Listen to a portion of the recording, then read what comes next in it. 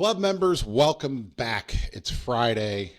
I wasn't planning on doing anything until yesterday when I watched former President Barack Obama give a press conference in which he went to a campaign headquarters for Kamala Harris in Pittsburgh and spoke to a group of young African American men. Now, you know my position on voting. It's okay to vote for people simply because they are representative of who you are. If you're white, you can vote for Donald Trump if you want. If you're multicultural, you should vote for Kamala Harris. But ultimately, you should make a vote that makes some sense. The truth of the matter is, and this is just clear, if you are an African American male, particularly young, the premise that you would vote for Donald Trump is bizarre. I mean, just factually bizarre.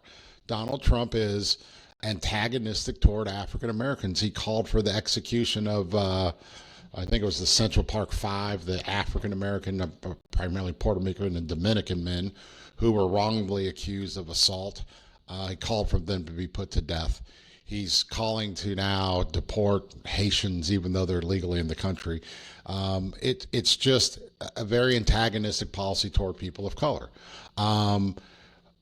I think, but I don't think there's much debate on that. So what happened yesterday is former President Barack Obama does a press conference in which he does a couple things. He takes issue with this segment of the African American community, smaller segment, and he does it in a way that I talk about in this podcast all the time.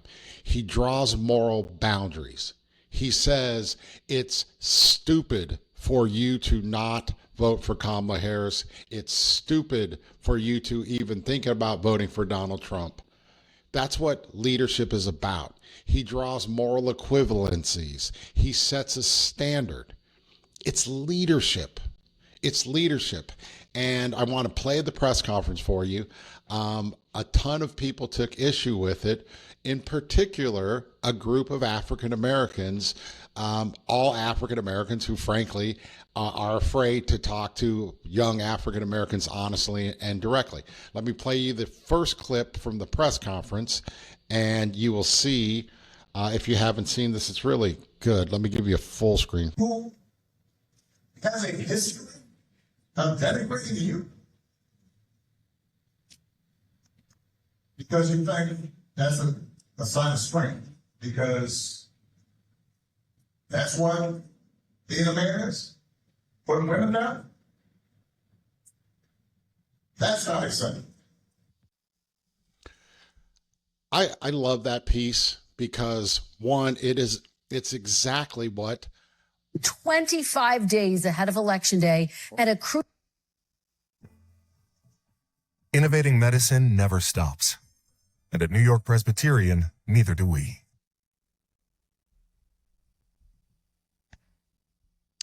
I love that piece because it is literally what a leader is supposed to do. You speak to people honestly, you speak to them frankly, and you speak to them directly. It is also literally what African American young men need more than anything. This idea that you can't tell the truth to young African American men, or you can't lecture them, that's what parenting is about. That's what leadership is about. There's a group of African American leaders that are pissed off and angry that President Obama talked down to these young men. It's exactly what's wrong with the black community. It's why it's so important. What these criticisms of Barack Obama are is so important, why we as a community have to police ourselves. It's why we have to establish standards. Because what's happened to the black community is they cannot act collectively on any front. They can't act collectively to elect an multicultural woman who's part African American, who would obviously do more for African Americans than a person who proposed putting to death a group of innocent black people. But the black community is so fundamentally changed, so fundamentally altered, that you can't speak to young people directly anymore without being attacked. Let me give you an example of this. And this is just the nuttiness of what's going on now. Here's another article. Here's the article that says it. I'll give you the full screen. It says, "Shame us and expect us to vote. Barack Obama accused of belittling black men after telling group at a rally it's not acceptable to support Donald Trump over Kamala Harris. Former President Barack Obama, campaigning in Pennsylvania, challenged black male voters to show the same enthusiasm for Kamala Harris's candidacy as they once showed for his presidential run. Quote, I'm going to go ahead and just say, speak some truths, if you don't mind, because my understanding, based on reports I'm getting from campaigns and communities, is that we have not yet seen the same kinds of energy and turnout in all quarters of our neighborhoods and communities as we saw when I was running," Obama said Thursday during a stop at Harris's field office in Pittsburgh. Now, I also want to say that seems to be more pronounced with the brothers. He says with the brothers. That's what he did. He showed up, he took this issue on directly and said, this is crazy.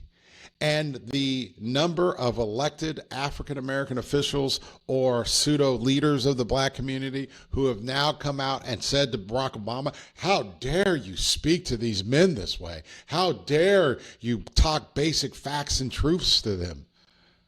That's the problem with the black community today. You can't lead.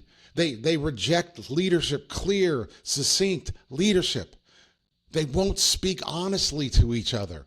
When I heard President Obama say this, I was stunned. It caught me off guard. I thought this whole thing about a group of African American, particularly men, not voting for Kamala Harris, I thought it was kind of a joke. I thought it was funny. I didn't believe it. It would be crazy. No, it turns out it's true. Some percentage of African American men are just not voting Kamala Harris and saying they're going to vote for Donald Trump.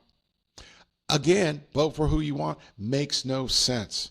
But the issue here, the thing that is disturbing beyond belief, is President Obama being attacked by black people now because President Obama spoke the truth to young African American men who were thinking or contemplating doing something just stupid. That's what's killing the black community. There can't be any truths spoken. You can't say it's crazy to do this. You can't say don't do that. It makes no sense without being criticized, even if you're the former president of the United States and he's telling the truth. He's telling the truth. But by the way, like and subscribe. We're at 33,000 subscribers. It's been amazing. Like and subscribe. But President Obama, a multicultural club member, is the person that has to step up to the plate and say, enough is enough. Think about that. A multicultural former president has to be the person stepping up for the African American community and saying, get your shit in line. That's how you speak to people. That's how you lead. There gets to be a point in time where you have to do something. You should act. You should take definitive, forceful steps. No black leaders did it, but President Obama, multicultural club member, stepped to the plate and led. That's what we do, people. That's what we do. That's why it's so critical that we continue to be involved. But this incident is also why it's so critical that we have to act collectively. The minute you are able, the minute any group is able to separate you, to take away a third of your voting block, to take away a tenth of your voting block, you lose. This is why African Americans are getting destroyed economically, is because they are split over and over and over again.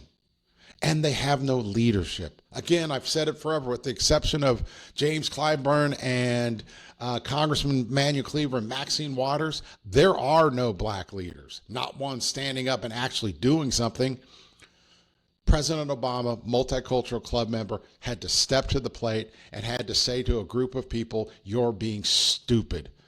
Do something that makes sense. And in response to that, he's attacked by the very people who should have been saying it themselves. Where are the other black elected officials? Where are the African American elected officials saying what President Obama said was true? You got to get on board. We have to act collectively. That's how bad things have gotten in the black community. It's unfortunate and it's sad. And I'm increasingly convinced that it's just never going to change for our African American brothers and sisters. It's a bad deal. Thank you. I'm Michael Fletcher. This is the Fletch Cast. Thank you.